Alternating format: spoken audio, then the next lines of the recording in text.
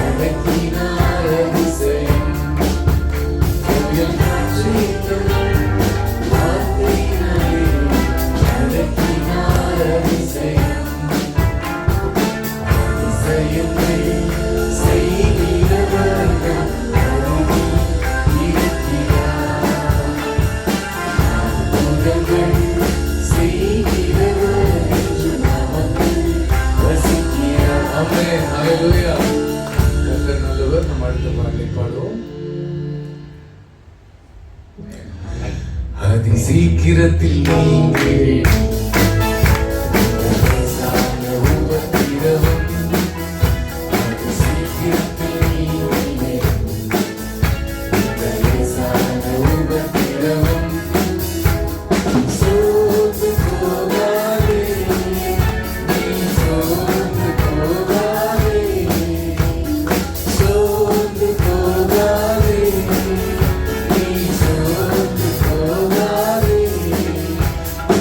Secret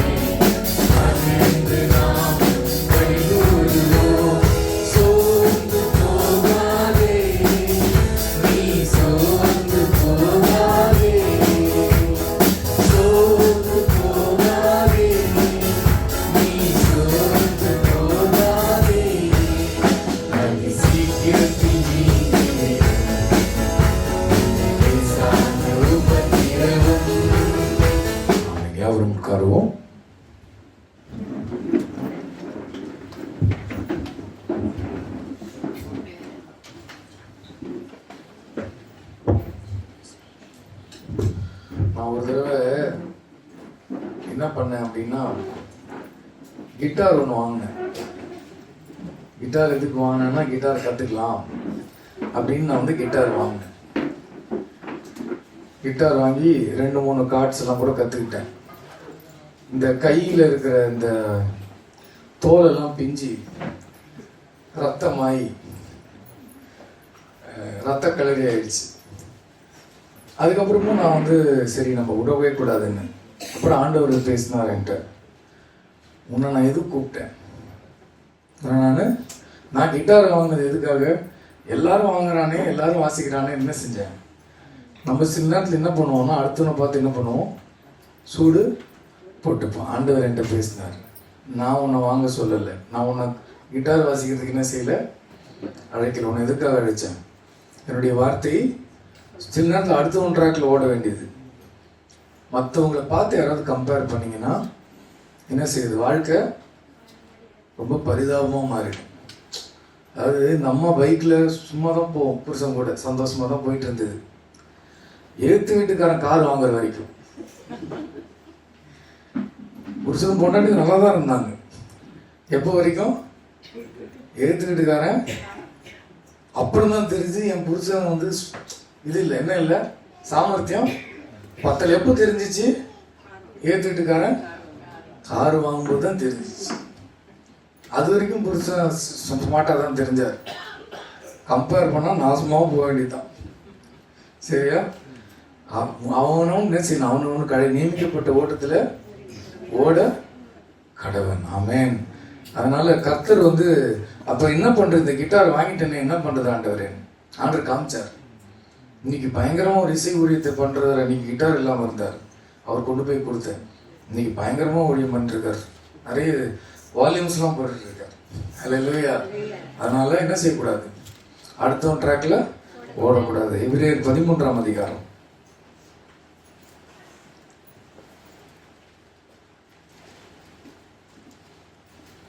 சரி, நம்ம எதற்காக அழைக்கப்பட்டிருக்கிறோம் அப்படின்னா, நம்ம வந்து எந்த எண்டில் இருக்கோம்னா கிவிங் எண்டில் இருக்கோம். எங்க நம்மலாம் யாரு? கிவர்ஸ், கொடுக்கிறவர்கள். கொடுக்கிறவங்கன்னா யாருன்னா வள்ளல்னு பேர். நம்மலாம் யாரு? நம்மளாம் பேர் பின்னாடி போட்டுக்கலாம். ஓகே, வள்ளல் அப்படின்னு உங்கள் பேர் நீங்கள் போட்டுக்கலாம். ஏன்னா நம்ம அழைப்பு அதுதான், நம்ம டைட்டில். நீங்கள் விரும்பினாலும் விரும்பினாலும் நம்ம யாராருக்கு அழைக்கப்பட்டிருக்கிறோம்?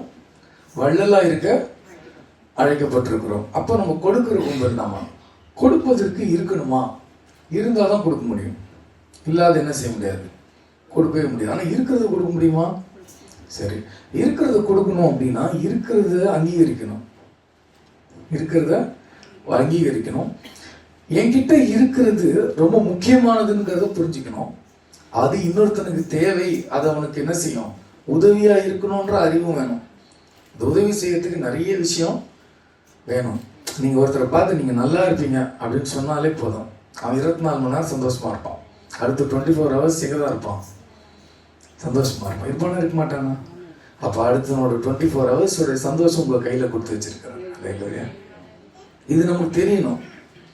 நமக்கு தெரியலன்னா நம்ம தலைமையில துண்டு போட்டு ஓரமாக என்ன செஞ்சுட்டு இருப்போம்? உட்காந்துருப்போம், பரிதாபமாக உட்காந்துருப்போம். பிரியமானவர்களே, இது சந்தோஷமான ஒரு வாழ்க்கை. எல்லாம் செஞ்சு முடிச்சிட்டாரு, எல்லாம் செஞ்சு முடிச்சிட்டாரு. எல்ஐசி வைக்கிறவங்க பார்த்துருக்கீங்களா? திடீர்னு இப்போ நீங்கள் செத்துட்டீங்கன்னா அப்படின்னும், திடீர்னு இப்போ செத்தாலும் எனக்கு கவலை இல்லைப்பா. ஹல்லேலூயா. அது எனக்கு நல்ல நாள். ஆமென். கருணையின் அழைப்பினால் மரண நேரம் வருகையில் ஒரு பழைய பாட்டு கேட்டிருக்கீங்களான்னு தெரியல. கருணையின் அழைப்பினால் மரண நேரம் வருகையில் கல்வி எல்லாம் மண்ணாகும், செல்வம் எல்லாம் வீணாகும், அந்த நாள் நல்ல நாள், பாக்கிய நாள். ஹல்லேலூயா. உலகத்திலேயே இந்த நாள் நல்ல நாள், பாக்கிய நாள் சொல்றவன் ஒரே ஒரு கும்பல் யாரு? நம்ம மட்டும்தான். அப்படி சொல்ல தெரியலன்னா நமக்கு பைபிள் புரியல. ஹல்லேலூயா.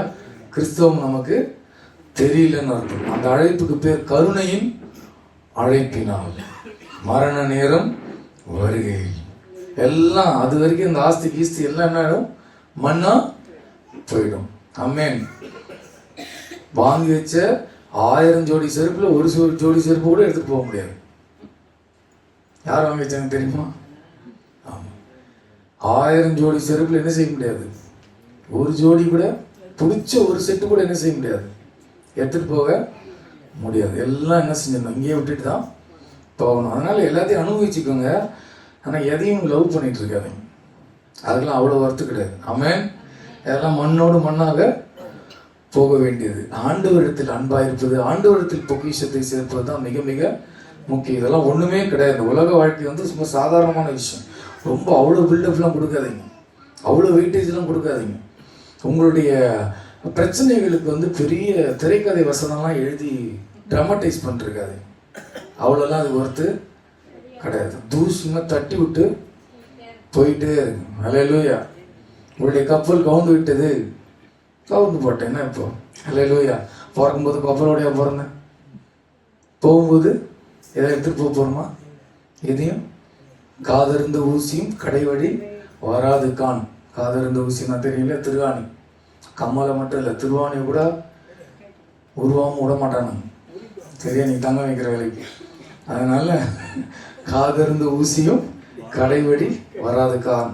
அப்போ நம்ம எது முக்கியம் அப்படின்னா சகோதர சிநேகம்.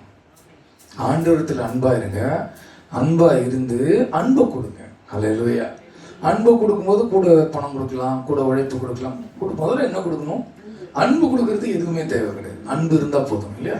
கிறிஸ்துவனுடைய அன்பை நீங்கள் நிறைத்து வைத்திருந்தால் அள்ளி அள்ளி என்ன செய்யலாம்? நல்ல மனுஷன் தன் இருதயமாகிய பொக்கிஷத்திலிருந்து நல்லவைகளை அள்ளி அள்ளி அள்ளி கொடுக்கிறான். சரிங்களா? மனசு நிம்மதி ஆகணும்னா, நிம்மதி கெடணும்னா 6 மணி நேரம் நியூஸ் பார்த்தா எல்லா நிம்மதியும் கெட்டுரும் இல்லையா? ட்ரெயின் பண்ணி பாருங்களேன். சந்தோஷமா போங்க, மெசேஜ் கேட்டு ஒரு 1 மணி நேரம் நியூஸ் பாருங்க.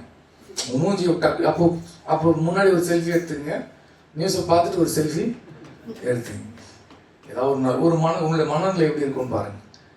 ஒரு நல்ல செய்தி அங்கே இல்லை உலகத்தில், இங்கே தான் இருக்கு. இல்லையா? இங்கே மட்டும்தான் இருக்கு. ஓகே, கேட்க வேணாம், செய்தி பார்க்க வேணாம்னு சொல்ல ரொம்பலாம் என்ன செஞ்சுக்காதீங்க. அவ்வளோ அதுக்கு கவனம் கொடுக்க வேண்டிய அவசியம் இல்லை. அதனால ஒரு பயனும் இல்லை. இங்கே தான் அன்பு இருக்கிறது. படிப்போம். 13ஆம் அதிகாரம் இன்றைக்கு தியானிப்போம். சகோதர சிநேகம் நிலைத்திருக்க கடவுது. என்னங்க நிலைச்சிருக்கணும்? என்ன நிலைச்சிருக்கணும்? கடவுதுன்னு என்னன்னு தெரியுமா? இருந்தே ஆகணும். இப்போ என்ன வேணும் உங்களுக்கு? சகோதரர் எல்லா மனுஷனத்திலும் அன்பா இருங்க.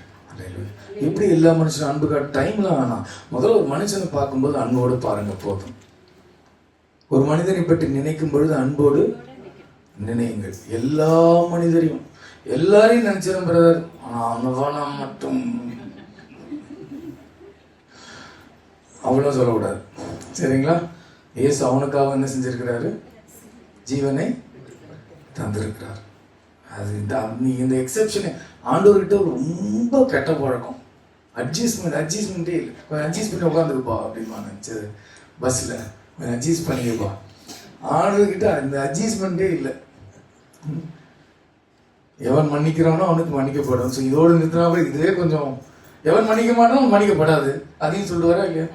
சொல்லிருக்காரா இல்லையா? அதாவது இன்னும் ராவா பேசுவாங்க தெரியுமா?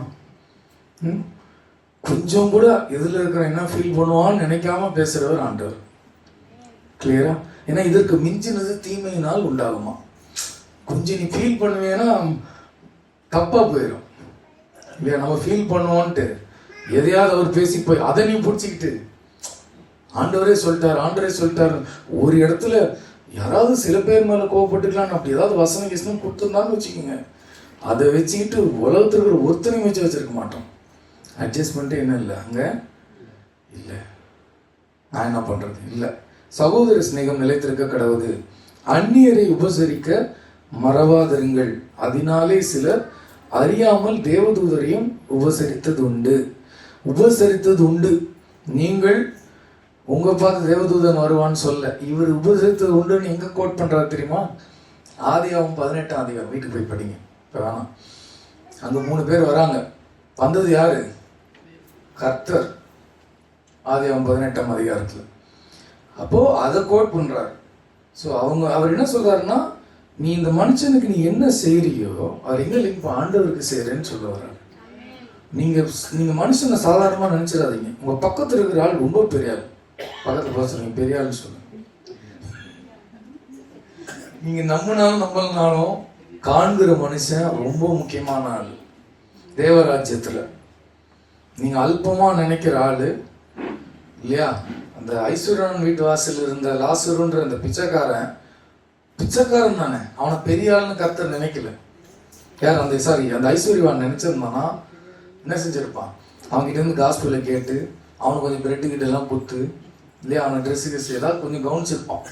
வாசல்ல உட்காந்துருக்கிற ஆள் ஆபிரகாம் மடியில் ஒரு நாள் உட்காந்துருப்பான்ற மேட்டர் இவனுக்கு தெரியாது. நம்ம கண்ணால பார்த்து யாரையும் கீழே பார்த்துடாதீங்க, பெரிய ஆபத்து. சரிங்களா? அழுக்கா சட்டை போட்டிருந்தா பரிதாபமா இருந்தா உங்களை விட நிலை தாழ்ந்தவர்களை ஏளனமா பார்த்துடாதீங்க. பேராபத்துல போய் என்ன செஞ்சிடும், முடிஞ்சிடும். பக்கத்துல இருக்கிறாள் ரொம்ப பெரிய ஆள். அல்லேலூயா. காண்கிற சகோதரன் ரொம்ப முக்கியமான ஆள் தேவனுடைய ராஜ்யத்துல. அதனால்தான் பைபிள் எவ்வளவு தெளிவா சொல்லு தெரியுமா? தேவனாகிய கர்த்தரிடத்தில் முழு இருதயத்தோடும் முழு ஆத்மாவோடும் முழு பலத்தோடும் அன்பு கூறுவாயாக. இதற்கு ஒப்பான இரண்டாம் கற்பனை. புரிஞ்சுச்சுங்களா? அடுத்தது இல்ல, இதற்கு ஒப்பான அடுத்த கற்பனை. நம்பர்ல தான் 2, ஏன்னா 2 பாயிண்ட் இருக்கிறதுனால 2.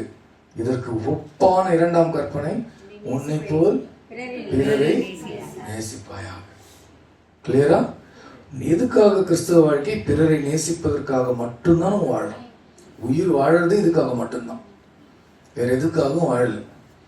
ஏன் அப்படின்னா கர்த்தரை மட்டும்தான் நேசிக்கணும்னா இந்த பூமி எதுக்கு? பரலோகத்துல கர்த்தர் இருப்பாரு, போக மாட்டார், இருக்காருல்ல, அங்க போய் அவர் லவ் பண்ணிக்கலாம் இல்லையா? இங்க ஏன் திருமணம் இருக்கும்? பக்கத்துல இருக்கிற முக்கியமானவன் அவன் இல்லைன்னா உனக்கு இங்க வேலை இல்லை. உங்களுக்கு தெரியுமா? இன்னொரு மனிதன் இல்லை என்றால் உங்களுக்கு இந்த உலகத்தில் வேலையே கிடையாது. பொட்டி எடுத்துட்டு கிளம்ப வேண்டியதான். நீங்கள் உலகத்தில் வாழ்வதே இன்னொரு மனிதனுக்காகத்தான். இந்த உலகம் வேற மாதிரி சொல்லிக் கொடுக்கும், நீ தான் ரொம்ப முக்கியமானவன். செல்ஃப் அவேர்னஸ் என்னமோ சொல்லுவாங்க, செல்ஃப் லவ். அப்புறம் செல்ஃப் லவ் அப்படின்னா அதுக்கு ஏதாவது அர்த்தம் இருக்கா? நீ ஒரு டீ போட்டா கூட அது இன்னொருத்தவங்க குடிக்கிறத பார்க்கும்போது தான் சந்தோஷமா இருக்கும். கரெக்டா இல்லையா? கரெக்டா தானே சொல்றேன். அடுத்தவங்க பயன்படுத்தாம என்ன பண்ண, டெய்லர் தைச்சு அவரே போட்டு போறா.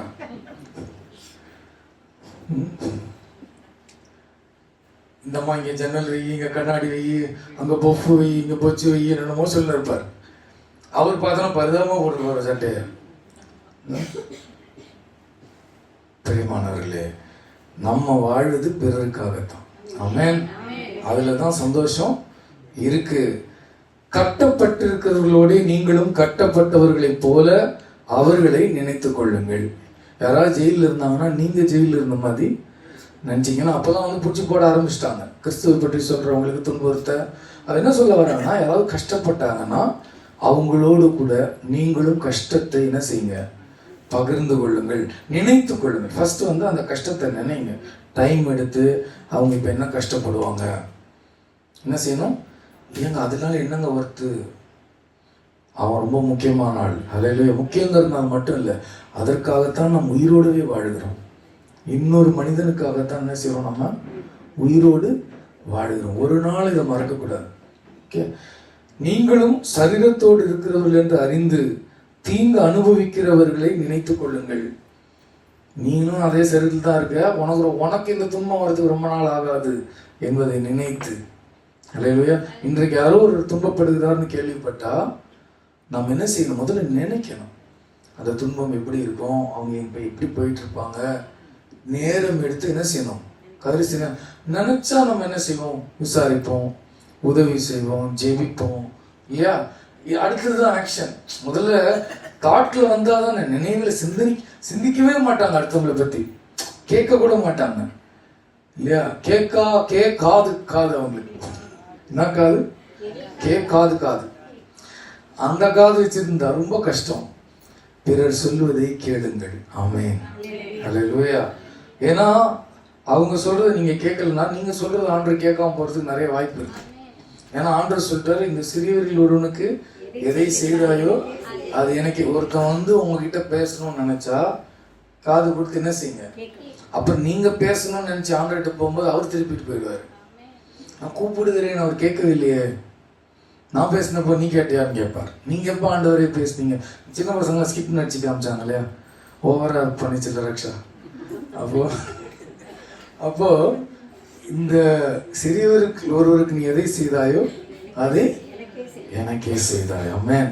அடுத்து பாருங்க, விவாகம் யாவருக்குள்ளும் கனமுள்ளதாயும் விவாக மஞ்சம் அசூசிப்படாதமாயும் இருப்பதாக, வேசி கள்ளரையும் விபச்சாரக்காரரையும் தேவன் நியாயந்தீர்ப்பார். இங்க பாத்தீங்கன்னா சம்மந்தமே இல்லாம சகோதர சிநேகத்தை பத்தி சொல்லிட்டு வர்றாரு. அதுக்குள்ள பாத்தீங்கன்னா விவாகத்துக்குள்ள போறாரு. இப்ப என்ன சொல்ல வர்றாருங்கன்னு பாத்தீங்கன்னா, இங்க ஒரு அட்வைஸா கொடுத்துட்டு வர்றாரு. என்ன கொடுத்துட்டு வர்றாரு? ஆமா, இப்ப வந்து சகோதர சிநேகம்ன்றதுக்கான எக்ஸ்பிளனேஷன். சகோதர சிநேகம்னா என்னன்னா, பிறருக்கு தீங்கு விளைவிக்காதது. சரிங்களா? அப்போ விவாகத்தில் உண்மை இல்லாதவன் என்ன செய்யறான்? விவாகத்தில் உட்பட்டவர்களுக்கு என்ன செய்யறான்? கணவன் மனைவிக்கோ மனைவன் கனைவிக்கோ என்ன செய்யறான்? துன்பம் விளைவிக்கிறான். ஏன்னா அது உண்மை இல்லாதவன் என்ன செய்யறான்? வேதனை உண்டாக்குறான். அப்போ முதல்ல ஸ்ட்ரேஞ்சர், முன்ன பின்ன தெரியாத இடத்தில் அன்பு கூறுங்கள். நார்த் இந்தியாக்காரன் வந்தா வெளியே போன்னு சொல்லக்கூடாது. என்ன செய்யக்கூடாது? விரட்டி அடிக்கக்கூடாது. அந்நியர்கள் என்ன செய்யணும்? சேர்த்து கொள்ளணும். புரியுதுங்களா? வரட்டும், அவன் ஆர்எஸ்எஸ் காரன், அவன் மோடிக்கு சப்போர்ட் பண்ணுவான், மோடியோட அப்பாவுக்கும் சப்போர்ட் பண்ணா கூட அவன் என்ன செய்யணும்? நேசிக்கணும் இல்லையா? உங்கள் சத்துருக்களை சிநேகியுங்கள், உங்களை துன்பப்படுத்துவர்களுக்கு நன்மை செய்யுங்கள், அவங்களுக்காக ஜெபம் பண்ணுங்கள், சபிக்கிறவர்களை ஆசீர்வதிங்கள் இல்லையா? ஸோ முதல்ல என்ன உபதேசம் கொடுக்குறாருன்னா, டேக் கேர் ஆஃப் ஸ்ட்ரேஞ்சர்ஸ். அப்புறம் டேக் கேர் ஆஃப் பிரிசனர்ஸ். கட்டப்பட்டவன் சிறையிலையோ வியாதியிலையோ, அதாவது அவன் வந்து அவனால் ஃப்ரீலி cannot மூவ் அரவுண்ட். தன்னால் இயல்பாக பிறரை போல அவனால் என்ன செய்ய முடியாது, இயங்க முடியாதவர்கள், அவங்க தான் கட்டப்பட்டவங்க. யாருன்னா ஒன்று ஹாஸ்பிட்டலில் இருக்கிறவங்க, இன்னொருத்தங்க சிறைப்பட்டவர்கள். இவங்க வந்து இயல்பாக என்ன செய்ய முடியாது, பிறரை போல் இயங்க முடியாது. அந்நியர்கள் வேற ஊர்லேருந்து வந்திருந்தா, உங்கள் தெருவுக்கு புதுசாக வந்திருந்தா, அந்த ஏரியாவுக்கு டான் மாதிரிலாம் நீங்கள் பிஹேவ் பண்ணக்கூடாது. புரியுங்களா? நான் தான் என்னை பார்த்துட்டு தான் போனோம் அப்படிலாம் பண்ணக்கூடாது. எல்லா இடத்துலையும் இருப்பாங்க தெரியுமா, சில பெருசுங்க இருக்கும். ஓகே, அந்த மாதிரிலாம் பண்ணிட்டு இந்த தாதாகிரி வேலையெல்லாம் பண்ணக்கூடாது. உங்களில் யார் எளிவனாக இருக்கிறானோ அவனத்துல என்ன செய்யணும்? போயிட்டு பணிவிடை செய்யணும். இயேசு கிறிஸ்து பணிவிடை செஞ்சாரா இல்லையா? இடுப்பு துண்டை கட்டிட்டு காலை கழுவினாரா இல்லையா? உங்களில் பெரியவனாக இருக்க விரும்புகிறவன் எல்லோருக்கும் பணிவிடைக்காரனாக இருக்க கடவன் இல்லையா? ஸோ நம்ம பணிவிடை நமக்கு என்னைக்குமே சர்வன்ட் மைண்டு தான் இருக்கணும். யாருக்காவது ஏதாவது செய்யணும், யாருக்காவது ஏதாவது கொடுக்கணும், இதுக்காக மட்டும்தான் உயிரோடு இருக்கும். மூச்சு நல்லா எழுங்க, விடுங்க பார்ப்போம், கை வைங்க. எப்படி மூச்சு எடுத்துட்டீங்களா? விடுறீங்களா? மூச்சு வருதா? காற்று வருதா? இந்த காற்று வர வரைக்கும் நமக்கு ஒரு வேலை தான், பிறரிடத்தில் அன்பாக இருக்கு. வேறொரு வேலை கிடையாது. இல்லை மூச்சு, அதுக்கப்புறம் நீங்கள் அன்பாக இருக்க வேணாம். அது காற்று வரலன்னா அன்பா இருக்கு, அது வரைக்கும் இருந்தா போதும். அல்லேலூயா. காத்து வருதான்னு செக் பண்ணுங்க, வந்துச்சுன்னா நீங்க அன்பா இருந்தா போதும். காத்து வராத அன்னைக்கு உங்களுக்கு எக்ஸ்கியூஸ், லீவ், பர்மனன்ட் லீவா கூட இருக்கு. சரிங்களா? மூச்சு இழுத்து விடுறது மாதிரி நம்ம அன்பா இருப்பது வந்து இயல்பா இருக்கணும். அதான் நம்ம வாழ்க்கை முறையா இருக்கணும். நம்ம உயிரோடு இருக்கிறது பிறத்தில் அன்பா இருப்பதற்கா. புரியுங்களா? பிறன் அடுத்தவன் தான் முக்கியம். செல்ஃப் லவ் இல்லை, அது கிறிஸ்டியானிட்டி கிடையாது. அடுத்தவன் தான் முக்கியம். புரியுதுங்களா உங்களுக்கு? Self glorification, self awareness, self நமக்காக நாம் வாழக்கூடாது. இயேசு தனக்காக வாழவில்லை. அவருடைய அடிச்சுவடுகளை பின்பற்றும்படி நாம் அழைக்கப்பட்டிருக்கிறோம். கணவன் மனைவி பற்றி நினைக்கணும், மனைவி கணவனை பற்றி நினைக்கணும், பிள்ளைகள் பெற்றோர் பற்றி நினைக்கணும், பெற்றோர் பிள்ளைகளை பற்றி நினைக்கணும். எல்லாருமே அடுத்தவங்க தான் நினைக்கணும். புரியுதுங்களா? நாமளே நம்மளை பற்றியே எப்போ பார்த்தாலும் யோசிச்சுட்டு உட்காந்துருக்கக்கூடாது. நான் நினைச்சது தான் நடக்கணும், அப்படிப்பட்ட எண்ணம் இருமா. யார் கவனிக்க மாட்டாங்க பிறர் பேசுவதைன்னா, தான் நினைத்ததை நடத்தணும்னு நினைக்கிறவங்க அடுத்தவங்க பேசுறதை உட்காந்து கேட்க மாட்டாங்க. அவங்களுக்கு வந்து தான் நினைச்சது என்ன செய்யணும்? நடக்கணும். அது பெரிய ஆபத்து. அது கிறிஸ்தவம் கிடையாது. அந்நியரை, ஸ்ட்ரேஞ்சர்ஸை பார்த்துக்குங்க, சிறைப்பட்டவர்களை பார்த்துக்கோங்க, திருமணத்தை பார்த்துக்கோங்க, திருமணத்தை பத்திரமா பார்த்துக்கோங்க. வேசித்தனம், விபச்சாரம் அது என்ன செஞ்சிடும்? குடும்பத்தை உடைச்சி நாசமா போயிடும் வாழ்க்கை. அதனால இதுல வந்து ரொம்ப ஜாக்கிரதையாக உண்மையா இருக்கணும். கணவன் மனைவிக்கும், மனைவி கணவருக்கும் எப்படி இருக்கணும்? உளமாற மனதார உண்மையாய் நடந்து கொள்ள வேண்டும். கவனிக்கணும், மனைவியை கவனிக்கணும், கணவரை கவனிக்கணும். இது மீறதும் சகோதர சிநேகம் கிடையாது. கர்த்தர் எதிர்பார்க்கிற அன்பு, அந்த அன்புல இதுவும் வருது. திருமணத்துல உண்மையாக இருப்பது என்பது மிக மிக மிக மிக முக்கியம். அது விளையாட்டெல்லாம் கிடையாது, அது ரொம்ப ரொம்ப சீரியஸான விஷயம். அதனால அதுல நாம ஜாக்கிரதையாக இருக்கணும். அடுத்த மேட்டர் 5வது வசனம். இப்ப இங்க மணி மேட்டருக்கு வந்துட்டார். நீங்கள் பண ஆசை இல்லாதவர்களாய் நடந்து உங்களுக்கு இருக்கிறவைகள் போதும் என்று எண்ணுங்கள். நான் உங்களை விட்டு விலகுவதும் இல்லை, உன்னை கைவிடுவதும் இல்லை என்று அவர் சொல்லியிருக்கிறாரே. என்கிட்ட இருக்கிறது பாஸ்டர் எனக்கு போதாது. உங்களுக்கு என்ன தெரியும்? என்னோட பட்ஜெட் இவ்வளோ, என்கிட்ட இருக்கிறது இவ்வளோ, என் பொண்ணோட ஃபீஸ் இவ்வளோ, என் பேங்க்ல இருக்கிற பணம் இவ்வளோ, அப்ப எப்படி என்கிட்ட இருக்கிறது போதும்னு நான் நினைக்க முடியும் அப்படின்னு நீங்க கேட்கலாம். பைபிள் என்ன அடுத்த அதுதான் வந்து இப்படிலாம் நீங்க சொல்லுவீங்கன்றதான் இந்த வசனத்தை சொல்றாரு. நான் உன்னை விட்டு விலகுவதும் இல்லை. எவ்வளவு கம்மியா இருக்குதோ அது இயேசு கொடுப்பார். அல்லேலூயா. உன் பொண்ணு அதுதான் படிக்கணும்னு ஆண்டவர் நினைச்சிருந்தா, நீ நினைச்சது இல்லை. அல்லேலூயா. கர்த்தர் அங்கதான் செய்யணும்னு முடிவு பண்ணிட்டாருன்னா அதை தடுக்க ஒருத்தன் பிறக்கல. அல்லேலூயா. கர்த்தர் ஒரு படிப்பை உங்களுக்கு கொடுக்கணும்னு நினைச்சிட்டாருன்னா, நானா போய் கிட்டார் வாங்கிட்டு வந்தேன்னா ஒன்றும் தம்புடி பிரயோஜனம் இல்லை, அதை வச்சு ஒன்றும் பண்ண முடியாது. புரியுங்களா? கர்த்தர் உங்களுக்கு கொடுக்கணும்னு நினைச்சாருன்னா அதை தடுக்க, கர்த்தர் கொடுக்காதது நம்ம வச்சிருந்தோம்னா, இப்போ நான் கிட்டார் தரமாட்டேன் நானே வச்சிருக்கேன்னா அந்த கிட்டாருக்கு பேர் விக்கிரகம் பைபிள் சொல்லுது. என்ன சொல்லுது? அதை போய் சேர்க்க வேண்டிய இடத்துல ஒருத்தர் கிட்ட சேர்க்கணும். பாருங்க, அவர் வந்து இப்போ வந்து 2-3 கீபோர்டு வச்சு இங்கே வாசிக்கிறாரு, அங்கே வாசிக்கிறாரு, மேலே வாசிக்கிறாரு, கீழே வாசிக்கிறாரு இல்லைங்களா? அப்போ எங்கே போய் சேரணுமோ என்ன செய்யணும்? அங்கே போய் சேரணும். அவருக்கு ஒருவேளை அவனுக்கு கொடுக்கறதுக்கு தான் என்ன செஞ்சிருப்பாரு? என்ன வாங்க வச்சிருப்பார். அதனால பிரியமானவர்களே, அடுத்தவனை பார்த்து காப்பி அடிக்கக்கூடாது. நியமிக்கப்பட்ட ஓட்டத்தில் ஓட குறைச்சலை பற்றிலாம் கவலைப்படாதீங்க. உங்களுக்கு என்னது தேவை என்று உங்கள் பரமபிதா அறிந்திருக்கிறார். இவ்வளோதான் education. Know that your father knows. When you know that, you are knowledgeable. You have attained the knowledge you need to. உங்களுக்கு தேவையான அறிவை நீங்கள் பெற்றுக்கொண்டு விட்டீர்கள். என்ன அறிவு? எனக்கு என்ன தேவை என்பதை என் பிதா அறிந்திருக்கிறார். பிதா அறிந்திருக்கிறார் என்று அறிவதே அறிவு. அவருக்கு தெரியும்னா அவருக்கு பார்த்துட்டு கம்முன்னு இருக்க மாட்டாரு. சரியான நேரத்தில் சரியானவைகளை உங்களுடைய கையில கொண்டு வந்து சேர்ப்பார். எல்லா மீனும் வந்து வாலண்டரியா வந்து ஆஜராகும். தயவு செஞ்சு வித்து வயசுநாதர் அமைச்சு வச்சிருக்கிறாரு. என்ன பண்ணிச்சா இல்லையா? மீன்காரம் பிடிக்கிறது என்ன செய்யல? மீன் இல்லை. உச்சி வெயில்ல இயேசுநாதர் சொன்னா மீன் வந்துடும். அல்லேலூயா. அவர் கைவிட மாட்டார். பயந்துராதீங்க. பல நேரத்தில் பயம் பயம் பயம் என் பிள்ளைக்கு நடுத்தருவில் வந்துடுவானோ, நான் செத்துருவேனோ. நீங்க பயப்படாம இருந்தாலும் ஒரு நாள் இறந்துருவீங்க. அல்லேலூயா. அதனால அதை பற்றிலாம் ரொம்பலாம் என்ன செய்யாதீங்க, யோசிக்காதீங்க. இந்த வாழ்க்கை என்ன கிடையாது, நிரந்தரம் கிடையாது. அதனால சும்மா பயந்து பயந்து சாகாதீங்க. அது ஒரு சந்தோஷமான விஷயம். எப்படிதானே சொல்லுது, அப்படிதானே பாடணும். அந்த அழைப்பின் பேர் கருணையின் அழைப்பான். உங்கள் மேல் கருணை வைத்து மரணத்தை தருகிறார். அல்லேலூயா. ரட்சிக்கப்பட்டவனுக்கு அவர் மீட்பை தருகிறார். அந்த நாள் நல்ல நாள், பாக்கிய நாள். நீங்கள் அவிசுவாசிகளை போல துக்கமா இருப்பதற்கு எனக்கு மனதில்லை. எதை பத்தி சொல்றாரு? மரணத்தை பத்தி தான் சொல்றாரு. நீங்கள் நம்பிக்கையற்றவர்களா இருப்பதிலே எனக்கு உடன்பாடு இல்லை அப்படின்னு சொல்றாரு. பயந்துடாதீங்க, எதை பார்த்தும் பயப்படாதீங்க. அடுத்து 6வது வசனம். அதனால் நாம் தைரியம் கொண்டு கர்த்தர் எனக்கு சகாயர், நான் பயப்படேன், மனுஷன் எனக்கு என்ன செய்வான் என்று சொல்லலாமே. சொல்லாமா வேணாமா? சொல்லாமே. சொல்லாம எல்லாரும் சேர்ந்து படிக்கலாமா?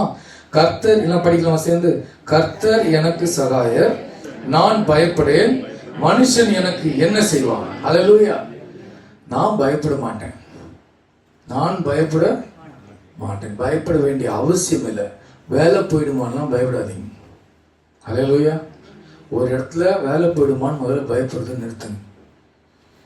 வேலை போற வரைக்கும் வேலை போகாது. அது வேலை போகிற வரைக்கும் வேலை போகாது. வேலையில் இருக்கும்போது போயிடுமான்னு பயப்படாதீங்க.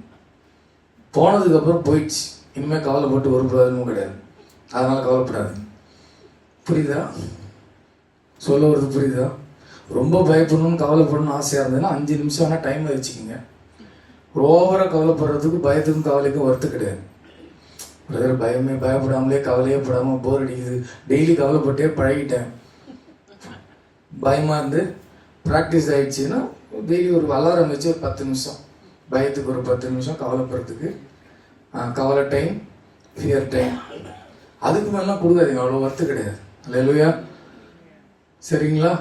சில பேர் பாருங்கள், சில பேர் உட்காந்து 1 மணி நேரம் பேசுங்க, ஒரு படம் எடுத்துடலாம் அவங்க ஸ்டோரியில். புரியுங்களா? அப்படிலாம் இருக்கக்கூடாது. அதுலாம் அவ்வளோ வருத்தலாம். நான் இப்படி கஷ்டப்பட்டேன்னு தெரியுமான்னு, இதெல்லாம் டைம் வேஸ்ட். புரியுங்களா? செல்ஃப் பிட்டி, சுய பச்சாதாபம், ஐயோ பாவம் சிண்ட்ரோம்னு ஒரு வியாதி. என்ன வியாதி பேர்? ஆமாம், ஐயோ பாவம் சிண்ட்ரோம். நான் பாவம், உலகத்திலே என்ன மாதிரி பாவம் கிடையாது. உலகத்திலே என்ன மாதிரி கைவிடப்பட்டவங்க யாருமே கிடையாது. என்னை யார் கவனிக்கிறா, என்னை யார் மதிக்கிறா, எனக்கு என்ன கிடச்சிருக்கு, நான் நினச்சி என்னதான் கிடச்சிருக்கு எனக்கு, இப்படி பேசினே இருப்பாங்க. அல்லேலூயா.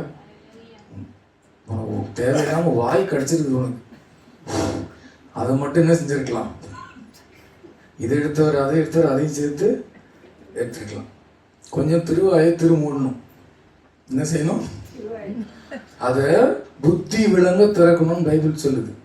ஞானம் விளங்க திறக்கணும். பிறருக்கு பிரயோஜனம் உண்டாக பேசக்கடவோம் அப்படின்னு செய்யுது வசனம் சொல்லுது. ஆகவே இதெல்லாம் நம்ம மாற்றிக்கணும். நம்ம ரட்சிக்கப்பட்டுட்டோம், அதுக்கேற்ற கனிகளை நம்ம என்ன செய்யணும்? கொடுக்கணும். சரிங்களா? யாரையும் உங்களை கஷ்டப்படுத்தலாம் நான் எதுவும் சொல்ல. நீங்களாம் ரொம்ப நல்லவங்க. சரிங்களா? எல்லாம் சந்தோஷமாயிட்டாங்க. ரொம்ப இன்னும் நல்லவங்களா? கனி கொடுக்குறவன் இன்னும் கனி கொடுக்க கடவுள். நம்ம கனி கொடுத்தா என்ன அப்படி நின்று திருப்தி ஆகக்கூடாது. அடுத்த லெவலுக்கு என்ன செய்யணும்? மூவ் ஆகணும். கனி கொடுக்குறவன் இன்னும் கனி கொடுக்கும். நன்மை செய்கிறவன் இன்னும் நன்மை செய்யட்டும். பரிசுத்தமாக இருக்கிறவன் இன்னும் பரிசுத்தமாக இருக்கட்டும். அல்லேலூயா. அதனால அதில் திருப்தியே இல்லாமல் நம்ம முன்னேறி கொண்டு போவோம். அப்புறம் அடுத்த வசனம் பாருங்க. தேவ வசனத்தை உங்களுக்கு போதித்து உங்களை நடத்தினவர்களை நீங்கள் நினைத்து அவர்களுடைய நடக்கையின் முடிவை நன்றாய் சிந்தித்து அவர்களுடைய விசுவாசத்தை பின்பற்றுங்கள். அல்லேலூயா. இப்போ நல்லா ஓடி முடிச்சவங்க சில பேர் நமக்கு தெரியும் இல்லையா? சாது செல்லப்பா ஐயா ஒரு பயங்கரமான உதாரணம். கேன்சரை அசிங்கப்படுத்தின ஆள் அவர். அதுக்கு மரியாதையே இல்லாமல் போயிடுச்சு. அவர் கேன்சர் இருக்குன்னு நிறைய பேருக்கு அவர் வாழ்ந்த நாட்களில் தெரியாது சர்ச்சில் இருக்கும்போது. ஏன்னா அதை வச்சு என்ன பண்ணல அவர் பக்கத்தில் உட்காந்துருக்கேன், தங்கமுள்ள ராஜா வலின்னு காதில் சொல்றாரு. இங்கே ஸ்டேஜில் ஏறி எல்லாரும் சிரிக்க வச்சிருந்தாரு. தாங்கவே முடியலன்றாரு காதில். இந்த பக்கத்தில் உட்காந்துருக்கேன். வசனம் என்ன சொல்லுது பாருங்க. உங்களை நடத்தினவர்களை நீங்கள் நினைத்து அவர்களுடைய நடக்கையின் முடிவை நன்றாய் சிந்தித்து அவர்களுடைய விசுவாசத்தை நல்லா ஓடி ஜெயமா முடிச்சிருப்பாங்கல்ல, அவங்களுடைய விசுவாசத்தை என்ன செய்யுங்க? பின்பற்றுங்க. அல்லேலூயா. நல்ல முன்மாதிரிகள் நிறைய பேர் இருக்காங்க. இந்த உலகத்திலும் முன்னுள்ளவைகளிலும் அன்பு கூறாதிருங்கள். அதுல சந்தோஷம் இல்லை. இன்னொரு எக்ஸாம்பிள் கொடுக்குவா. ஜாய் அலுகாஸ் ஓனர் துபாயில் 25வது மாடியா 30வது மாடியான்னு தெரியல, அங்கேயும் குதிச்சிட்டார். தெரியுமா? எல்லாம் கூகுளில் சர்ச் பண்ணும். நம்ம அந்த கடையில் போய் ஒரு செயின் கிடைக்குமான்னு பார்க்குறோம். எல்லா செயினும் வந்து தான் கருதுண்ணா. அது தங்க சந்தோஷம் கொடுத்துருக்குன்னா எல்லாத்தையும் எடுத்து மாட்டின்னு சந்தோஷமா இருக்க வேண்டியதானே இல்லையா? இல்லை இவ்வளோ தங்கம் எந்த எல்லாத்தையும் மேலே போட்டுன்னு எதுக்கு 25வது மாடி 30வது மாடி சதறி அங்கேருந்து குதிச்சா என்ன ஆகும்? பீஸா ரத்த கலரியாகி ஒன்றுமே உடஞ்சி செதஞ்சி. இந்த உலகம்லாம் ஒன்றும் காப்பாற்றிடாது. உங்களை காப்பாற்றாது. நம்பினா எப்போ போய் பாருங்க. புரியுதுங்களா? அது ஒன்றுமே என்ன செய்யாது. நமக்கு தேவை என்னதென்று பரம்பிதா அறிந்திருக்கிறோம். பணம் தேவைன்னு ஆண்டருக்கு தெரியும். ட்ரெஸ் தேவை, என்னத்தை உண்போம், என்னத்தை உடுப்போம் இல்லையா? நிறைய லேடிஸ்க்கு நாளைக்கு என்ன சமைக்க போகிறோங்கிறது $1 மில்லியன் கொஸ்டின். அது பயங்கர கஷ்டமான ஒரு கேள்வி. எப்படி அந்த மாதிரி அதெல்லாம் ஒன்றும் பெரிய விஷயம் இல்லை. நீங்கள் உங்களுக்கு ஏதாவது தோணும் செஞ்சுருவீங்க, நீங்கள் போட்டதை சாப்பிட்டு போயிடுவார், போய் தான் ஆகணும். சந்தோஷமா இருங்க. சின்ன சின்ன விஷயத்துக்குலாம் ரொம்ப மரியாதை கொடுக்காதீங்க. 8ஆம் வசனம் பாருங்க. இயேசு கிறிஸ்து நேற்றும் இன்றும் என்றும் மாறாதவராயிருக்கிறார். 9ஆம் வசனம். பலவித அந்நிய போதனைகளால் அலைப்புண்டு தெரியாதிருங்கள், போஜன பதார்த்தங்களினால் அல்ல கிருபையினாலே இருதயம் ஸ்திரப்படுகிறது நல்லது. போஜன பதார்த்தங்களின் முயற்சி செய்கிறவர்கள் பலன் இல்லையே. அடுத்து ஒன்றா பணம், அடுத்து சாப்பாட்டில் கை வச்சிட்டார், தட்டு சோத்துல கை வச்சிட்டார். ஒரு இடமா வராது பாருங்க. எங்க கடைசியில் இங்கே தொட்டு அங்கே தொட்டு. அது ஃபுட்டு, நல்ல ஃபுட்டு சாப்பிட்றது, அதை பற்றிலாம் பிரச்சனை கிடையாது. இன்னைக்கு ஒரு பெரிய பெரிய ஒரு ஃபுட் அடிக்ஷன். என்ன சொல்லுவாங்க, ஜம்போ பேக்கேஜ். சார் இத்தனை ஐட்டம் நீங்கள் பண்ணீங்கன்னா உங்களுக்கு வந்து 200 ஐட்டம் அன்லிமிட்டெட். 200 ஐட்டம் அன்லிமிட்டடாகவே சாப்பிட முடியும். கரெக்டா? அப்போ என்னன்னா ஒரு ஃபுட் அடிக்ஷன் இன்னைக்கு வேர்ல்டு வந்து வேற மாதிரி போயிட்டு இருக்கு இல்லையா? அது எக்ஸசிவ் எக்ஸ்ட்ரீம் ஃபுட். தேவைக்கு மேலே சாப்பிடாதீங்க. எவ்வளோ உழைக்கிறோமோ அவ்வளோ சாப்பிட வேணாம் நான் சொல்லலை. நல்லா சாப்பிடுங்க, நல்லதாகவே சாப்பிடுங்க, பிடிச்சது சாப்பிடுங்க. ஆனால் அது ஒரு அடிக்ஷனாக மாறக்கூடாது. அதில் போய் சந்தோஷத்தை தேடிட்டுலாம் உட்காந்துருக்காரு. ஃபுட்டு வந்து பார்த்திங்கன்னா பெரிய ஒரு ஸ்ட்ரெஸ் பஸ்டர் மாதிரி. ஃபுட்டுக்கு பின்னாடி அப்படி ஃபுட்டியாக இருக்கிறது வந்து நல்ல விஷயம் கிடையாது. உங்களுடைய உடம்புக்கு எது ஒத்துக்குமோ, எது சரியோ, ஏன்னா தேவனுடைய ஆலயம்னு சொல்லியிருக்கு இல்லையா, அதை நீங்கள் பத்திரமாய் பார்த்து கொள்ள கடவீர்கள். 10ஆம் வசனம் பாருங்க. நமக்கு ஒரு பலிபீடம் உண்டு, அதற்குரியவைகளை புசிக்கிறதற்கு கூடாரத்தில் ஆராதனை செய்கிறவர்களுக்கு அதிகாரம் இல்லை. ஏனென்றால் எந்த மிருகங்களுடைய ரத்தம் பாவங்கள் நிமித்தமாய் பரிசுத்த ஸ்தலத்திற்கு பிரதான ஆசாரினாலே கொண்டு வரப்படுகிறதோ அந்த மிருகங்களின் உடல்கள் பாளையத்திற்கு புறம்பே சுட்டரிக்கப்படும். அந்தபடியே இயேசுவும் தம்முடைய சொந்த இரத்தத்தினாலே ஜனத்தை பரிசுத்தம் செய்யும்படியாக நகர வாசலுக்கு புறம்பே பாடுபட்டார். ஆகையால் நாம் அவருடைய நிந்தையை சுமந்து பாளையத்துக்கு புறம்பே அவரிடத்திற்கு புறப்பட்டு போகணும். இப்ப இங்க சாப்பாட்டை பத்தி பேசிட்டு இயேசு கிறிஸ்துடைய ரத்தம், எனக்கு தெரியும் யாருக்குமே புரியலன்னு நான் சொல்றேன் உங்களுக்கு. அப்போ என்ன சொல்ல வராங்கன்னா, இயேசு கிறிஸ்து மிருகம் பலியிடுற மிருகம் என்ன பண்ணுவாங்கன்னா ரத்தத்தை வார்த்து விட்டு அந்த சரீரத்தை என்ன செஞ்சிருவாங்க, பாளையத்துக்கு புறம்பே, பாளையத்துக்கு ஊருக்கு வெளியில் இருக்கிற குழி, அந்த குழிக்கு பேர் தான் கெஹனா. கெஹனான்னா என்னன்னு தெரியுமா?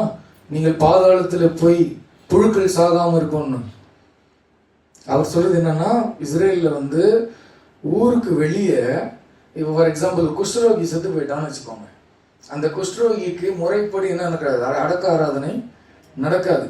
போயிட்டு குஷ்டரோகியை தூக்கி அந்த குழியில தூக்கி போட்டுருவாங்க. தூக்கி போட்டுட்டு நெருப்பு தூக்கி போடுவாங்க. அதை முறைப்படி எரிஞ்சிச்சா இல்லையான்னு பார்க்க மாட்டாங்க. அது பாதி வந்து பாதி வேகாம இருக்கும். அங்கே எப்பொழுதும் புழுக்கள் உயிரோடு கூட சாகாமல் இருக்கும். என்னது, பிணந்தினி கழுகுகளும் புழுக்களும் அங்கே என்ன செஞ்சிருக்கும், எந்நேரமும் இருக்கும். இயேசு கிறிஸ்து தன்னை ஏற்றுக்கொள்ளாதவருடைய நிலைமையை அந்த பாளையத்துக்கு புறம்பே இருக்கிற அந்த படுகொழிக்கு, பாதாளத்திற்கு அல்லது கேனாவுக்கு என்ன செய்யறாரு, ஒப்பிடுறாரு ஒருத்தன் கிறிஸ்துவை மறுதளிப்பதற்கு. இப்ப இங்க பாத்தீங்கன்னா ஒரு பலி மிருகத்தை பாளையத்துக்கு புறம்னா என்ன நினைச்சு ரொம்ப யோசிக்காதீங்க. பாளையம்ங்கிறது ஊர் எல்லை. பாளையத்துக்கு போறோம்னா எல்லைக்கு வெளியில இருக்கிற அந்த அந்த குழியில படுகொழியில தூக்கி போட்டுருவாங்க. அந்த படியே இயேசு கிறிஸ்து தம்முடைய சொந்த ரத்தத்தினாலே ஜனத்தை பரிசுத்தம் செய்யும்படியாக நகர வாசலுக்கு புறம்பே பாடுபட்டார். ஊருக்கு வெளியே இருக்கிற கொல்கதா மாட்டையில. அதாவது இயேசு கிறிஸ்து இடிகோலும் பூண்டாராம். எதுக்கு ஈக்குவலானா, அந்த வெட்டி ரத்தபானம் ஊற்றப்பட்ட அந்த மிருகத்துக்கு மரியாதை கொடுக்காம அதனுடைய மாம்சத்தை புசிக்க மாட்டாங்க. அதை தூக்கி ஊருக்கு வெளியில அந்த படுகொழியில தூக்கி போடுற மாதிரி என் ஆண்டவர் வீசப்பட்டார். அதில் எவ்வளவு பெரிய அன்பு உங்களுக்கு புரியுதா? இயேசு கிறிஸ்து தம்முடைய சொந்த ரத்தத்தினாலே ஜனத்தை பரிசுத்தம் செய்யும்படியாக, உங்களையும் என்னையும் பரிசுத்தம் செய்யும்படியாக நகர வாசலுக்கு புறம்பே பாடுபட்டார். ஆகையால் 13ஆம் வசனம் பாருங்க. நாம் அவருடைய நிந்தையை சுமந்து, இயேசு கிறிஸ்துவுக்காக கொஞ்சம் நிந்தையை சுமக்கணும். நீங்கள் இயேசு கிறிஸ்துவை பின்பற்றினாலே உங்களுக்கு நிந்தை வந்துடும். 2 பிடிச்ச ஃப்ரெண்டு கிளம்பி போயிடுவான். இதெல்லாம் நோட் பண்ணி வச்சு, இதெல்லாம் இன்க்ரீடியன்ஸ் பண்ணுவாங்க. 2 ஏலக்காய் 3 மிளகு அந்த மாதிரி சொல்லுவாங்களே, நான் சொல்கிறதெல்லாம் நோட் பண்ணுங்க சரியா. 2 புதிய இனிமை கிடைப்பார்கள். ஏற்கனவே இருந்த நண்பன் 2 பேர் கிளம்பி போவார்கள். 2 புது பிரச்சனை வந்து நிற்கும். 2 பேர் கேவலமாய் பேசுவார்கள். சில பேர் எக்ஸ்ட்ரீம் வெர்ஷன், எக்ஸப்ஷனல் கேசஸில் 2 பேர் உதைப்பார்கள். சிலர் கொல்லவும் படுவீர்கள். இயேசுவுக்காக நாம் நிந்தையை சுமக்க அழைக்கப்பட்டிருக்கிறோம். நமக்காக அவர் நிந்தையை சுமந்தார். ஹல்லேலூயா. நீங்கள் இயேசு உண்மையாக ஃபாலோ பண்ண ஆரம்பிச்சிருங்க, நிறைய பேருக்கு உங்களை பிடிக்காம போயிடும். ஜாலியாக இருங்க. ஹல்லேலூயா. அப்படிதான், வேற வழியே கிடையாது. நிந்தையை சுமக்கும்படியாக நாம் அழைக்கப்படுகிறோம். ஓகே. நிலையான நகரம் நமக்கு இங்கே இல்லை. 14ஆம் வசனம், யார் யாருக்கெல்லாம் சொந்த வீடு இல்லை? நிலையான நகரம் நமக்கு இங்கே இல்லை. சொந்த வீடுன்னு சொல்லிக்கலாம், சும்மா பேப்பரில் போட்டிருப்பாங்க, ஒரு டாக்குமெண்ட் கொடுப்பாங்க, ரெஜிஸ்டர் பண்ணி ஃபோட்டோலாம் எடுக்கிறாங்க. இப்போ எடுத்து ரியல் டைம் ஃபோட்டோ, இப்போ டைமிங்கோடு வருது, இந்த டேட்டில் தான் ஃபோட்டோ எடுத்தோம். அப்போ தான் யாரும் ஏமாற்ற முடியாது. அப்போ தான் உன் சுற்று உங்ககிட்டே இருக்கும். நான் இருக்கணுமே. எங்கே தான் கண்டுபிடிச்சாங்களோ நிரந்தர பொதுச் செயலாளர், நிரந்தர முதலமைச்சர், எவ்வளோ பெரிய பொய் இல்லை? யாரா நிரந்தரம்? நைட்டு தூங்கு, காலையில் பொண்டாட்டி எழுப்புனா நீ எழுந்தா உண்டு, இறந்துக்கலன்னா என்னங்க தான். சரியா? கரெக்டுங்களா? அதனால ஒரு நாள் பிறப்பிப்பதை நீ அறியாய். ஒரு நாள் நாளைக்கு பிறந்துடும் உனக்கு தெரியுமாடா? ஆண்டு அசிங்கமா கேட்கிறாரு, கிண்டல் அடிக்கிறாரு. அங்க ஒரு நாள் பிறப்பதை அறியான்னா நாளைக்கு நீ பார்த்துருக்கான்னு அர்த்தம். நாளைக்கு பார்ப்பது தெரியுமோ? நாளைக்கு நீங்க பார்க்க, நாளைக்கு நான் போகணும், ஃப்ளைட் பிடிக்குமோ, பிடிச்சிருக்கீங்களா அப்படின்னு கேட்கிறாரு. ஒரு நாள் பிறப்பிப்பதை அறியாயே. ஓ, நாளைக்கு நீ போய் சூப்பரா ஒருத்தன் குடவன் கட்டலாம். அப்படிதான் குடவன் கட்டு ஆத்மாவே சந்தோஷமா இருக்கும். தொப்பாவனா சந்தோஷமா இருக்கும். சாப்பிட்டு புசிங்கன்னா மனசுக்கு தேவையான சாப்பாடு அங்கே இருக்கு. இனிமே நீயே ஒரே ஆளா குடவனை இச்சி கட்டு ஒண்டியா சாப்பிடுவானா? ஒண்டியா சாப்பிட்றவனுக்கு ஐயோ இல்லையா? குடவனை இடிச்சு கட்டிட்டேன், இப்போ ஆத்மாவே இனிமே அடப்பாவி இன்னைக்கு நைட் நீ சாப்பிட்றியே, உன்னுடைய கைகள் யாருடைய கைகளாகும்? பிரியமானவர்களே, திரும்பி வரும் அந்த வசனத்துக்கு. நிலையான நகரம் நமக்கு இங்கே இல்லை. நமக்குன்னு ஒரு காணி இருக்குதா? நிலையான நகரம் நமக்கு இங்கே வந்து கொடுத்தா கொடு. எனக்கு கூட சொந்த வீடு இருக்குன்னு சொன்னாங்கன்னா அது இருக்குது, பேப்பரில் இருக்குது, அவ்வளோதான். அல்லேலூயா. நான் இருக்கணும், வீடு இருக்கணும், வீடு என்கிட்ட இருக்கணும், நான் வீட்டுக்கிட்ட இருக்கணும். இப்படி 1000 விஷயம் இருக்குது இல்லையா? இலங்கையில் கொண்டு போட்டாங்க, எல்லாம் நடுரோட்டு ஒரே நாள் வந்துட்டாங்க. இருக்கிற வரைக்கும் நம்மளுக்கு இல்லாதான் இல்லை. சொன்னால வேலை போகிற வரைக்கும் போகாது. நீ வேணால் எழுதி வச்சிங்க, வேலை போகிற வரைக்கும் வேலை போகாது, உசுறு போகிற வரைக்கும் உசுறு போகாது. ஆனால் அது வரைக்கும் உசுறு போன மாதிரி நம்மளே பண்ணின்னு இருக்கலாம், இங்கே கலாட்டா பண்ணிட்டு உட்காந்துருக்கலாம் இல்லையா? அதுக்கான பிரச்சனையை நம்ம பண்ணலாம். பிரியமானவர்களை, கலங்காதவர்கள். இந்த நான் நிலையா வரப்போகிறதையே நாடி தேடுகிறோம். பாருங்க அந்த வசனம் பாருங்க. நிலையான நகரம் நமக்கு இங்கே இல்லை, வரப்போகிறதையே நாடி தேடுகிறோம். யார் யாரெல்லாம் வரப்போகிறதையே நாடி தேடுறீங்க பரலோகத்தை? இல்லைன்னா இனிமேல் ஏதாவது ஸ்டார்ட் பண்ணுங்க. அல்லேலூயா. இதெல்லாம் வரும் போகும். வந்தா கர்த்தருக்கு பயன்படுத்துங்க, வரலன்னா சந்தோஷம் கணக்கு கொடுக்கணும். அல்லேலூயா. இப்போ 45 வயசு ஆயிடுச்சு எனக்குன்னா 45 வருஷத்துக்கு நான் கணக்கு கொடுத்தா போதில்ல. 60 வருஷம் என்ன பண்ணேன்னு கேட்க மாட்டார்ல, என்ன பண்ண நீ? அதான் இல்லையே. அல்லேலூயா. இல்லைன்னா சந்தோஷம். அதுக்கு என்ன செய்யணும்னா பதில் சொல்ல, எனக்கு அந்த பிரதருக்கு எல்லாமே இருக்கு, என்கிட்ட இல்லை, நல்லதா போச்சு. அந்த பிரதர் நிறைய கணக்கு கொடுக்கணும். ஆனால் அந்த பிரதரை காமிச்சிங்கன்னா நீ இருக்கிறத வச்சு ஒன்றும் செய்யாமல் உட்காந்தான்னு வச்சுக்கோ. அவருக்கு அது இருக்குது, அவர் செய்வார். எனக்கு என்ன இருக்கு? உள்ளவன் எவனோ அவனுக்கு இன்னமும் கொடுக்கப்படும், இல்லாதவன் எவனோ அநியாயமா இல்லை உள்ளதும் எடுத்துக்கொள்ளப்படும். இல்லாதவங்க கிட்ட இருந்து எப்படி உள்ளதும் எடுத்துக்க முடியும்? அப்போ அவங்ககிட்ட ஏதோ இருக்கு, இல்லைன்னு சொன்னது பொய். புரியுதா? இல்லாதவன் எவனோ அவனிடத்தில் உள்ளதும், அவன் இல்லாதவன் கிடையாது, இல்லை என்று பொய் சொன்னான். ஒரு தாழ்ந்து வச்சுதான் என்ன செஞ்சான்? இப்போ மண்ணு அவன்கிட்ட ஒன்று இருக்கு. மூக்கு கீழே மூச்சு வந்துச்சுன்னா ஏதோ இருக்கு உங்ககிட்ட, உசுறுன்னு ஒட்டிக்கிட்டு தான் இருக்குது. அல்லேலூயா. அப்ப கர்த்தருக்காக என்ன செய்யணும்? வாழ நம்மை ஒப்பு கொடுக்க வேண்டும். 15ஆம் வசனம், ஆகையால் அவருடைய நாமத்தை துதிக்கும் உதடுகளின் கனியாகிய ஸ்தோத்திர பலியை அவர் மூலமாய் எப்போதும் தேவனுக்கு செலுத்த கடவும். என்ன பண்ணும்? இந்நேரமும் என்ன பண்ணும்? ஸ்தோத்திரம். தேங்க்யூ. தேங்க்யூ எப்போ சொல்லணும்? உங்களை ஆஃபீஸில் வச்சு செய்யும்போது சொல்லணும்.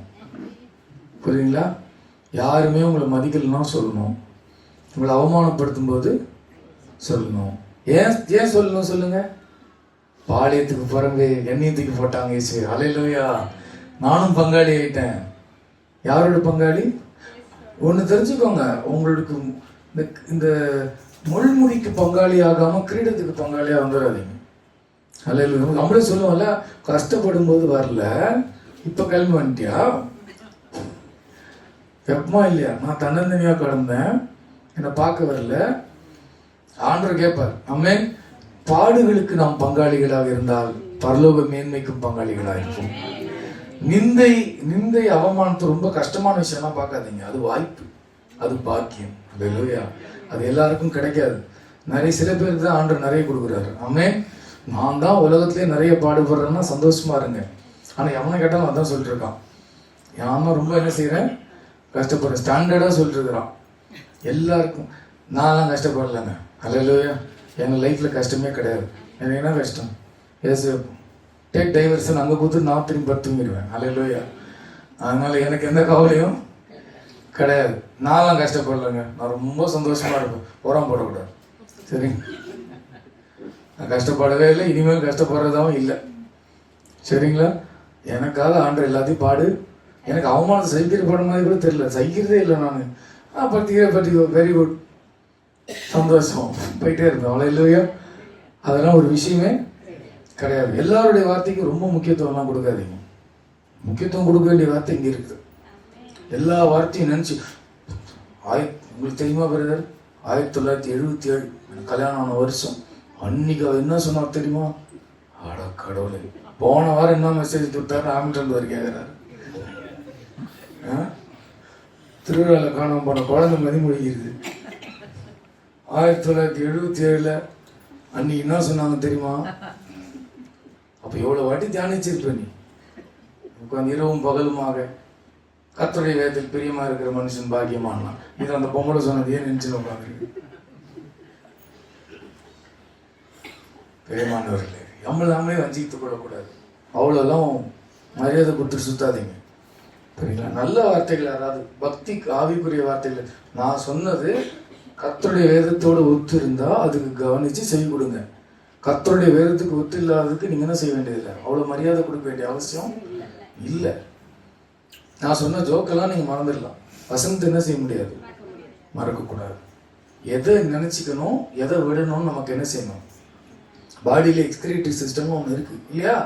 உடலுக்கு வேண்டிய சத்தெல்லாம் எடுத்துக்கிட்டு என்ன செய்யறது, வேண்டாததெல்லாம் வெளியே தள்ளும். ஏன் வாந்தி கேவலமானதுன்னா, அது சாப்பாடெல்லாம் சத்தெல்லாம் வெளியே கொண்டு வந்து தள்ளும் இல்லையா? இருக்க வேண்டியது உள்ள வைக்காம பாடியை டயர்டாக்கி விட்டுரும்.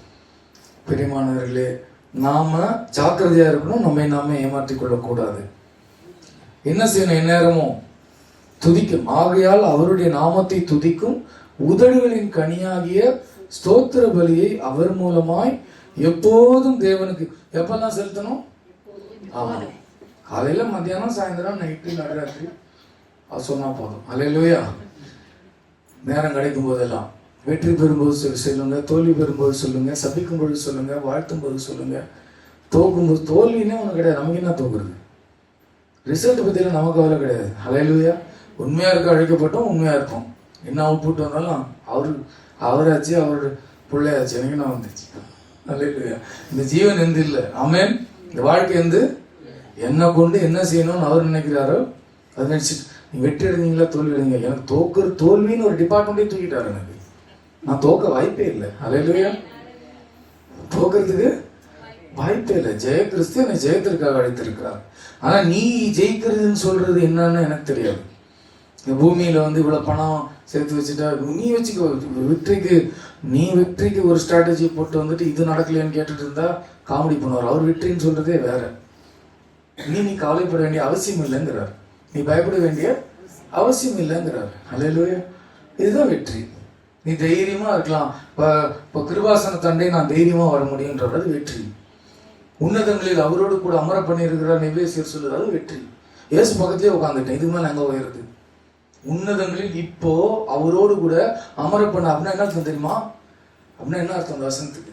ரக்ஷா வந்து ஜங்குனி மடியில் உட்காந்துப்பால, அதான் அர்த்தம். ஹல்லேலூயா, ஹல்லேலூயா. எபேசியர் 1ஆம் அதிகாரத்துல அவரோடு கூட உன்னதங்களில் என்ன செய்தாராம்?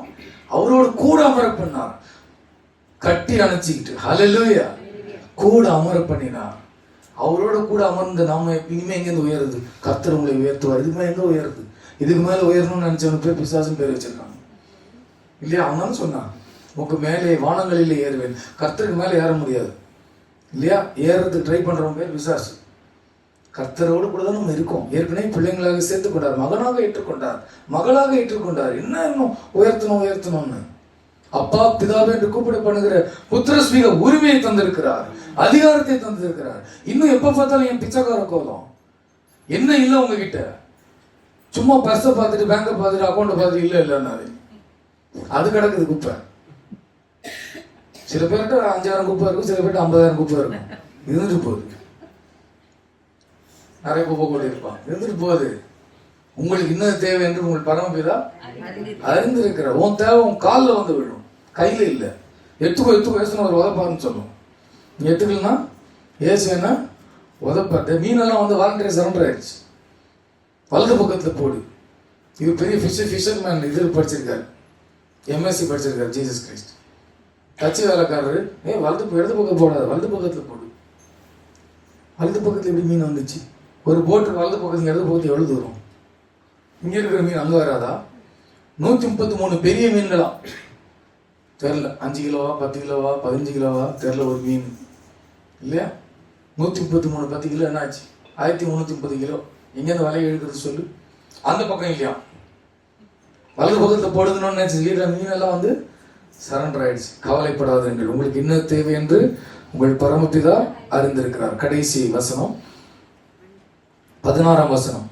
அன்றியும் நன்மை செய்யவும் தான தர்மம் பண்ணவும் மறவாதிருங்கள், இப்படிப்பட்ட பலிகளின் மேல் தேவன் பிரியமாயிருக்கிறார். ஹல்லேலூயா. நன்மை செய்யவும் தான தர்மம் பண்ணவும் மறவாதிருங்கள். ஹல்லேலூயா. ஸோ நம்ம இப்போ சுற்றி என்ன வந்தோம், என்ன கற்றுக்கிட்டோம்? இன்னைக்கு அடுத்தவும் முக்கியம் கற்றுக்கிட்டோம். ஹல்லேலூயா. பிறர் முக்கியம். அதில் யார் யாரெல்லாம் பார்த்தோம்? காவலில் இருக்கிறவங்க முக்கியம், சிறைப்பட்டவர்கள் முக்கியம், ஹாஸ்பிட்டலில் இருக்கிறவங்க முக்கியம் இல்லையா? அதுக்கப்புறமா அந்நியர்கள் முக்கியமாக, சொந்த குடும்பம், அங்கே தான் விபச்சாரம் வருது. சொந்த குடும்பத்துக்கு உண்மையாக இருப்பது முக்கியம், தான தர்மம் பண்ணுறது முக்கியம், துதிக்கிறது முக்கியம், கிறிஸ்துவுக்காக நிந்தைகள் பாடுகளை எல்லாம் அனுபவிப்பது முக்கியம் இல்லையா? அடுத்து நீங்கள் தொடர்ந்து அந்த வசனம்லாம் படிச்சீங்கன்னா, உங்களை உபதேசிக்கிறவர்களுக்காக, உங்களுக்காக ஊழியம் பண்ணுகிறவர்கள் சந்தோஷமாய் செய்யும்படி என்ன செய்யணும்? அவங்களுக்கு கீழ்ப்படியணும். தொடர்ந்து அந்த 13ஆம் அதிகாரத்தை வீட்டுக்கு போய் என்ன செய்யுங்க, படிச்சு பாருங்க.